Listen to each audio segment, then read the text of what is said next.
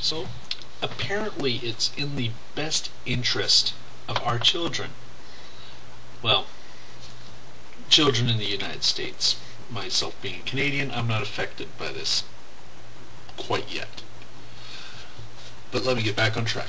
It's in the best interest of the children to have sex education that teaches abstinence only.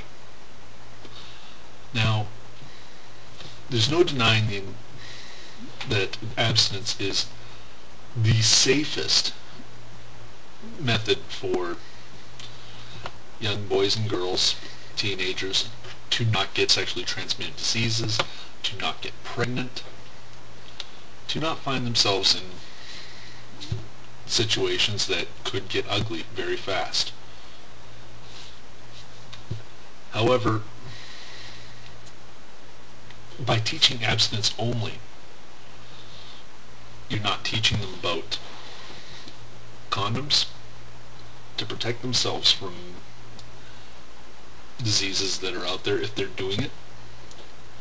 You're not teaching them about birth control. And you're not really teaching them about the lifelong consequences of things that could happen, because these programs never work.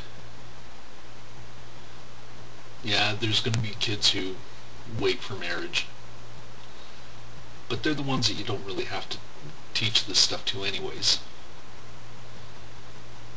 How about the kids that are going to play around? They are going to get laid. They're going to go have sex. And there's some kids who make a game of it, have sex with dozens of girls before they even graduate. By not telling them, or at least getting them prepared to protect themselves, you're doing them more of a disservice than to say nothing at all. Well, apparently the U.S. has spent, in some cases, up to $1 billion U.S. on this stuff, on just abstinence only. That's $1 billion without preparing the children for what's really out there.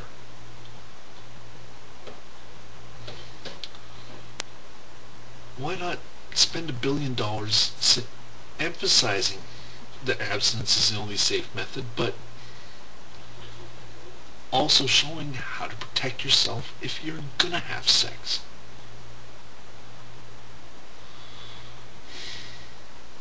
But I guess this is just another example of the fundamentalists wishing to hold the blinds, close the shutters, stick their head in the sand.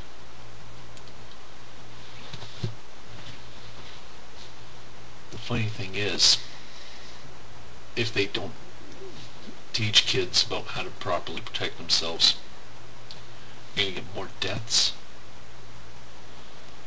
And though I don't like its use in this manner, you're going to get abortions. You're going to get teen mothers. Now, I don't know of anyone who can say that getting pregnant before you're matured is ever going to be a good thing.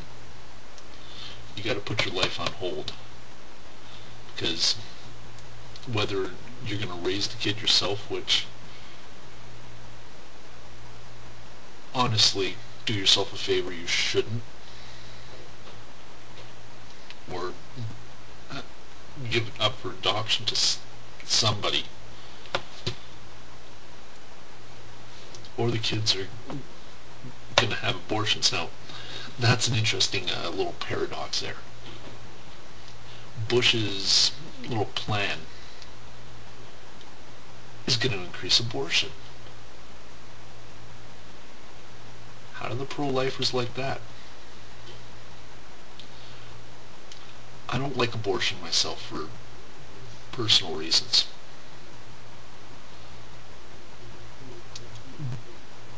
But it's legal. And nothing's going to change that.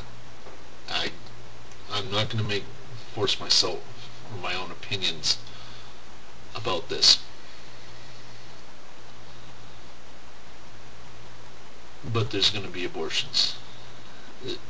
They're going to be left, right, and center over this. Like, you can't have it both ways, George. Either you prepare them, or you get ready for a whole bunch of extra stem cells, which, on the lighter side, you might as well use to help the people who need it. But stem cell research, well, that's another little thing. Like, if we can't convince people not to have abortions, then at least use what's coming out of it. Help people to walk. Help people like Michael J. Fox or Christopher Reeve. Well, anyways, but that's a topic for another day.